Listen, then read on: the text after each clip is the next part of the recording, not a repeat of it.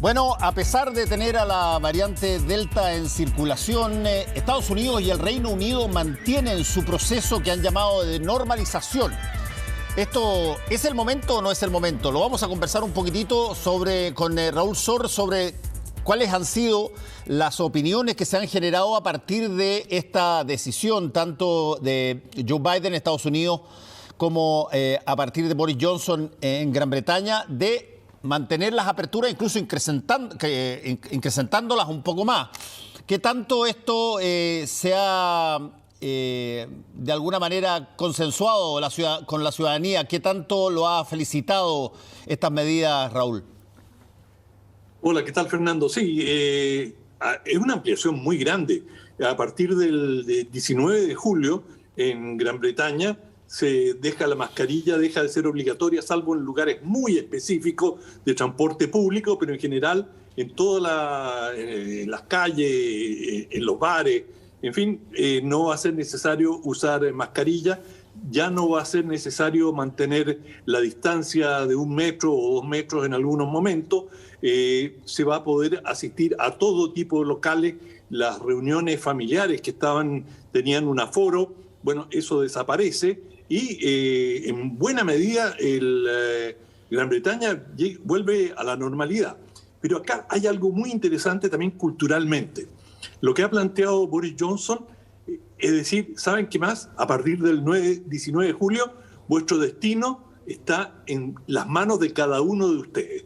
Es decir, hasta aquí, por decir, no lo dijo en esas palabras, pero hasta aquí llegó el Estado. Nosotros hemos garantizado, hemos logrado que más del 50% de la población esté vacunada y con las 2 dosis, y el porcentaje con una dosis es más alto.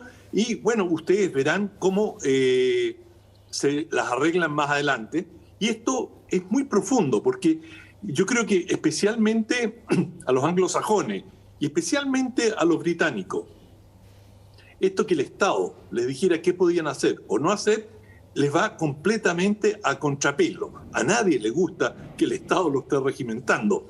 Pero la cultura anglosajona es básicamente cada ciudadano es responsable y asumirá los riesgos que este ciudadano considera que son aceptables. Y por lo tanto, y te puedo contar muchas anécdotas de situaciones en las cuales incluso se han producido choques culturales. Yo recuerdo haber ido a ver una empresa de aparatos de radares en que para la guía de buques, y venía un buque, me mostraban el video de un buque navegando por el canal de la Mancha. Era un buque, el capitán era alemán, y el británico que estaba a cargo del radar le decía: yo le aconsejo seriamente que cambie de rumbo porque está marchando una colisión. Y los alemanes que me mostraban el video se mataban de risa. ¿Cómo no le dijo, vire a la izquierda tantos grados, en vez de estarle? Yo les sugiero que por su bien, en fin, a eso me refiero, que los británicos están acostumbrados a tomar sus propias decisiones. Y lo que cambia el 19 de julio es el gobierno ha hecho todo lo que está a su alcance por resolver el problema. Ahora el asunto queda en vuestras manos. Oye, me acordé cómo se podría dar una situación como a esa en el ámbito del Titanic, digamos. Perdón, capitán, pero mire, ¿usted sabe lo que es un iceberg? Mire, es un bloque gigantesco de hielo bien parecido a ese que tenemos justo al frente, que no sé si usted lo ha visto, pero quizá, ¿qué le parece a usted que, no sé, disminuyéramos un poco la velocidad? Ahora, decídalo usted, porque ahí está el iceberg, no se va a mover, pero ¿qué le parece, oiga? Yo tengo la impresión de que para ciertas cosas... Es muy bueno el ejemplo que has dado. Eso fue exactamente lo que ocurrió. Para ciertas cosas, por ejemplo... En Gran Bretaña, tú que has vivido muchos años allá, ¿estás obligado a usar cinturón de seguridad en el auto o no? Sí, estás obligado a, y estás obligado a usar casco en bicicleta y en bicicleta. Y esto provocó un gran problema porque los Sikh que usan turbante no podían usar casco. En fin, sí, hay ciertas cosas que son obligatorias. Pero no te creas, lo del cinturón fue un tremendo pleito y duró años, y mucha gente que se dejaba sacar parte y iba contra sus principios. Con lo que te digo, por supuesto, que el Estado, los semáforos son obligatorios y hay normas bien establecidas, pero en general la actitud es dejar que cada cual evalúe el riesgo y decida. Y en esto, yo te diría, hay un problema filosófico de fondo muy grave. Sí, sin duda. Porque claro, tú puedes decir, hay un chofer imprudente, bueno, él sabrá. Bueno, y si me encuentro yo con ese chofer imprudente, el daño me lo va a hacer a mí. Y por supuesto, esto es un tema de debate. Pero básicamente lo que se busca, y yo creo que es lo que está proponiendo Johnson, es que la población asuma la responsabilidad de su seguridad, porque lo que está ocurriendo, y no solamente en Gran Bretaña, sino que en muchas partes, que las medidas obligatorias, compulsivas, se están resquebrajando. Y hemos visto en Londres, en París, en muchas ciudades, fiestas masivas, también en Chile, donde la gente irrespeta las normas y hay una suerte de rebelión. Y hay una clara fatiga del COVID. Eso es un punto muy importante el que tú estás diciendo, Raúl, porque yo puedo entender que de pronto se deje al arbitrio de la responsabilidad de cada cual determinadas situaciones porque detectan que, como muy bien tú lo dijiste, hay una fatiga de haber estado tanto tiempo bajo restricción y que probablemente las posibilidades de que alguien se cuide son mayores si es que lo decide la persona a si es que se lo imponen, solamente por el hecho de estar intolerante ante ese tipo de situaciones. Pero al mismo tiempo, bueno, el bicho está, po. El bicho está y, digamos, tú tienes responsabilidad no solo por ti, sino que por terceros. Exacto. Es decir, te digo, ya, si yo me infecto, es problema mío. No es problema tuyo, es problema de todos los que te rodean. Por lo tanto, es un tema tremendamente complejo y en Estados Unidos que han llegado a lo mismo. Ahora Estados Unidos está desacelerando la velocidad con que venía vacunando, que ya tiene más del 50% de la población vacunada. Ha sido un programa de vacunación muy exitoso, pero muy exitoso, que ha llevado adelante el nuevo gobierno. Sin embargo, ¿con qué se está topando? Con los anti-vax, es decir, los antivacunas. Y un porcentaje importante, en algunos estados, más de la mitad de las personas no se han vacunado, y muchos de ellos porque no creen en la vacuna. Están los que temen que les van a instalar, hay todo tipo de fantasía y de rumores absurdos, que les van a instalar un microchip, sí, que eso va a estar controlado por el sistema de comunicaciones de 5G y que van a terminar siendo prácticamente unos alienígenas. En fin, todo tipo de rumores folclóricos, pero por cualquiera sea la razón, hay un porcentaje importante de la población estadounidense, no mayoritario, pero importante, que ha rechazado la vacuna. Sí, ¿no?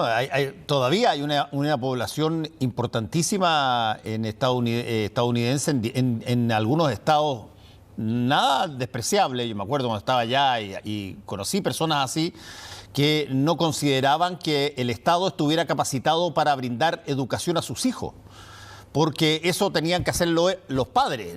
¿Qué tenía que estar el Estado diciendo los temas y cómo aprender matemática o aprender castellano? En el transcurso de aquello podían introducir variables que no eran las que le gustaban a la familia. Y esto habían tanto en grupos religiosos como en grupos laicos. Pero seguía siendo, ¿cómo se llama? El family schooling, que es una tendencia allá, todavía sigue bien potente, donde básicamente de la educación primaria y hasta incluso de la educación secundaria de la familia se hacen cargo los padres, que pueden contratar a alguien de su agrado, pero no los ponen en un colegio porque consideran, un poco como la vacuna, que le van a introducir microchips raros en términos de los conocimientos que tengan. Exacto. Y bueno, lo único que realmente se ha reservado en el caso de Gran Bretaña, el gobierno, es el derecho al ingreso al país. Es decir, allí todavía van a funcionar listas de países que están vetados, en aquellos en que hay los virus más agresivos, las variantes que han ido apareciendo, como la Delta, y, digamos, India, que aparece como uno de los países más complicados en ese sentido, probablemente van a ser muy severos con las visas provenientes para personas que provienen de India y, por supuesto, ciertos países van a estar sometidos a regímenes de cuarentena más estrictos que otros. Ese es como el ámbito que se ha reservado el Estado. Sí, eso significa de alguna manera que tú estás dispuesto a darle la libertad para que cada británico sea responsable, pero dudamos de la responsabilidad de los extranjeros, así que cerramos las fronteras, digamos. No, bueno, es una manera, si quieres interpretarlo así. No, la otra es decir, el Estado no puede abdicar a la responsabilidad de proteger a la población, y si sabemos que hay una zona del mundo donde hay un gran foco infeccioso, nos corresponde establecer ese tipo de protección para que no nos ingrese el virus que una vez que entra se generaliza y bueno, ya lo tenemos dentro, no hay nada que hacer. Sí, ahora convengamos una cosa, Raúl, y esto tú lo conoces perfectamente bien, viviste allá muchos años. Gran Bretaña y los países y algunos países anglosajones, Estados Unidos no tanto en otras cosas, pero Gran Bretaña han sido países que en determinadas circunstancias, por ejemplo las guerras, han sometido regímenes estrictísimos para poder enfrentar situaciones de ese tipo. O sea, las facultades para que el gobierno decrete cosas que tienen que ver con la restricción de libertad las tienen de sobra. Absolutamente, y en forma absoluta. Sistemas de censura, es decir, toda la correspondencia censurada. Hay un sistema que se llama D-Notice, de letra D, que es un sistema de censura para la prensa, en que la prensa tiene que someter los artículos que de alguna manera rozan en temas de seguridad. Eso incluso en conflictos menores en que está comprometida la seguridad militar de Gran Bretaña, lo han aplicado sin ningún problema. Incluso en el conflicto con el IRA, esto sí. Durante cierto tiempo lo aplicaron, por lo tanto sí, en eso no van a vacilar. Pero en general lo que están tratando de hacer, tanto en Gran Bretaña como en Estados Unidos, es volver a la normalidad con el presupuesto, de que cuanto a mayor normalidad la gente va a tener un comportamiento más regular. Un poco es el temor que lo que llaman el Estado protector. Cuanto más te protege el Estado, cuanto más te liberas tú de tu responsabilidad y lo pones en manos de otro, menos te cuidas tú. Bueno, el gobierno dijo que eso estábamos seguros, entonces yo hago lo que quiero dentro de los márgenes que me han permitido. Y eso es un poco el enfoque filosófico que creo que están tratando de cambiar. Sí, tiene sentido hasta cierto punto, porque nadie que hace estas fiestas clandestinas de las que tú mencionaste, tanto allá como las que se hacen acá, puede argumentar que, si el gobierno ya estamos vacunados y estamos aquí no es un problema nuestro, el problema de que nos cuida es el gobierno, ¿no? Porque básicamente puede terminar la hecatombe con una situación de ese tipo, digamos. Bueno, hay rasgos de hecatombe estamos viendo, no de hecatombe, pero, por ejemplo, hay en una serie de países, especialmente en Estados Unidos, un aumento muy grande de la criminalidad. Es decir, en Nueva York acaban de establecer nuevas normas el alcalde, justamente porque el último fin de semana que correspondió con el Día Nacional de Estados Unidos, en Nueva York hubo más de 50 muertos en incidentes, lo cual es una cantidad enorme. Y también en Los Ángeles, en Chicago. Es decir, también hay rasgos de descomposición social. Es decir, la gente que ha estado desempleada, sí, aunque reciben ayuda, el temor, la presión, todo esto está actuando sobre la seguridad, sobre la salud psicológica de las personas. Por lo tanto, los estados también tienen que ser cuidadosos, las autoridades, hasta qué punto puedes presionar a la población y dónde te conviene sacar el pie del freno y tratar de colocarlo en manos de las propias personas. Ahora, eso que estás diciendo me parece interesante. ¿Significa, pusieron algún tipo de plazo como para evaluar toda esta medida o son plazos que se categorizan de inmediato como indefinidos? A partir de ahora cada cual vele por su situación y cumpliendo con las medidas básicas, o hay algún tipo de plazo para evaluar, por ejemplo, de hecho, el comportamiento del COVID dentro de Gran Bretaña. No han fijado plazo, pero Johnson advirtió que esto iba a ser evaluado regularmente. Es decir, no sabemos cómo va a resultar y vamos a ir evaluando paso a paso cómo está la situación. ¿Qué es lo que están haciendo las autoridades en todo el mundo? De repente, en una de esas, podrían venir aquí a aprender del step by step, le podemos decir, se lo traducimos, le mandamos todo para allá. ¿Cómo puede ser? Ya lo tienen, claro. Fernando, ya lo tienen. Sí, pues, pero con toques chilenos interesantes, como dividir una calle en dos, por ejemplo, de aquí para allá no, de aquí para allá sí.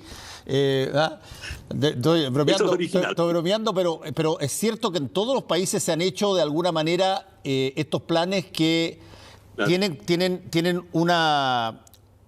tienen una reglamentación que se evalúa muy estrictamente después de un periodo y se ve si se continúa o se continúa relajando o se aprieta más la situación de acuerdo a cómo sea el comportamiento de la pandemia. Bueno, y acá tenemos un factor X que es la pandemia misma, es decir, si aparece una nueva variante que es más contagiosa, que es más letal, habrá que cambiar todo. Es decir, realmente estamos caminando sobre territorio totalmente desconocido en todo el mundo. Vamos a seguir viendo entonces cómo hacen